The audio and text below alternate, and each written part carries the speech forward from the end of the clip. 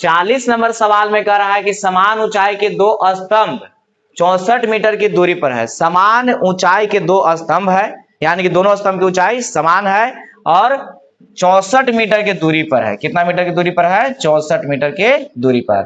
एक यहाँ पर मान की स्तंभ है और एक इधर स्तंभ है। दोनों की कह रहा है कि ऊंचाई समान है। यह स्तंभ दिया हुआ है, इधर भी स्तंभ है,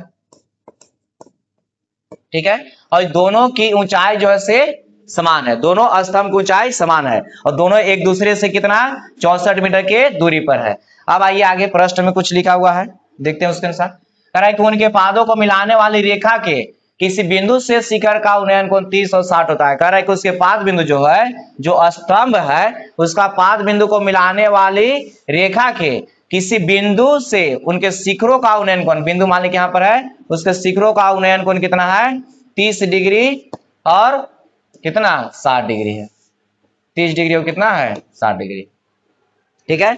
कह रहा है कि दो स्तंभ है, दोनों के बीच की दूरी 64 है और यहाँ पर कह रहा है कि दोनों के पाद बिंदु को मिलाने वाली रेखा पर एक बिंदु है, ये बिंदु हो गया। और इस बिंदु से जब इधर देख रहे हैं तो 30 डिग्री का कोण बन रहा है, यानी कि उन्नयन कोण दिया हुआ है। और इस बिंदु से जब इधर देख रहे हैं तो 60 डिग्री का कोण बन रहा है, यानी कि इसका उन्नयन कोण दिया हुआ है 60, ठीक है।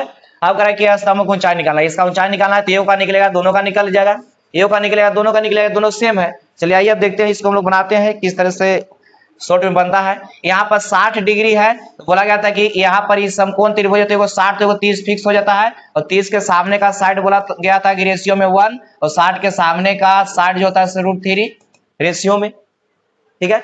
अब बताइए इधर 30 है तो 30 के सामने का साइड कितना 1 हो जाएगा रेशियो में। अभी 30 है तो कितना हो जाएगा 60, तो 60 के सामने का साइड कितना हो जाएगा √3, ठीक है। अब ध्यान दीजिएगा इस बिंदु से जब इस स्तंभ तरफ देख रहे हैं तो यहाँ पर इसका ऊंचाई लोग रहा है √3, ऊंचाई कितना है √3। और इस बिंदु से जब इस स्तंभ तरफ देख रहे हैं तो इसका ऊंचाई कितना दिखाई दे रहा है 1। लेकिन प्रश्न में बोला है कि दोनों स्तंभ की ऊंचाई का है सेम है, तो दोनों स्तंभों की ऊंचाई जो है सेम होना चाहिए। यहाँ पर √3 आ रहा है, यहाँ पर 1 आ रहा है, तो ऐसा तो होगा नहीं क्योंकि बराबर है दोनों। तो बताइए बराबर दोनों को सबसे पहले हमको करना होगा, तो बराबर करने के लिए एकरा में √3 से भाग देंगे या इसमें √3 से गुना करेंगे। क्यों? क्योंकि यहाँ √3 है तो ये भी √3 हो जाता है, या अगर √3 है ये भी 1 हो जाता है, तो दोनों स्तंभ की ऊंचाई बराबर हो जाता है। तो यहाँ पर √3 में भाग देंगे, थोड़ा सा आसानी होगा भाग देने में, उससे बढ़िया गुना कर दीजिए। तो इसमें √3 से गुना कर दिए, √3 से कहा कि इसमें गुना, √3 से कहा किया गया इसमें गुना किया गया है। तो इसमें √3 से गुना करेंगे तो इसमें क्या गया, तो इसके साथ रिलेशन बन रहा था इसका, यानी कि रेशियो। तो √3 में √3 से गुना करेंगे कितना हो जाएगा 3, ये दोनों का रेशियो था 1/√3 का। तो इसमें जब ऊपर में गुना करेंगे √3 से तो नीचे भी करेंगे √3 से, है ना। तो ऊपर में √3 हो जाएगा, तो √3 और √3 बराबर हो गया और √3 में √3 से गुना करेंगे कितना आ जाएगा 3। तो आप बताइए कि टोटल दूरी यहाँ पर दिया हुआ है, टोटल दूरी कितना है 4 और रेशियो में टोटल दूरी हमको आ गया 4, और सॉरी टोटल दूरी रेशियो में 4 है और टोटल दूरी यानी कि निश्चित मान हमको कितना दिया हुआ है 64। टोटल दूरी जो यहां से यहां तक हो गया, दोनों के बीच की दूरी, दोनों स्तंभों के बीच की दूरी जो है रेशियो में 4 हो गया और एक निश्चित मान पहले से दिया हुआ 64, तो 4 का मान 64, तो 1 का मान 16 और पूछ रहा है कि इसका ऊंचाई, तो √3 के मान कितना, तो 16√3 आंसर हो गया।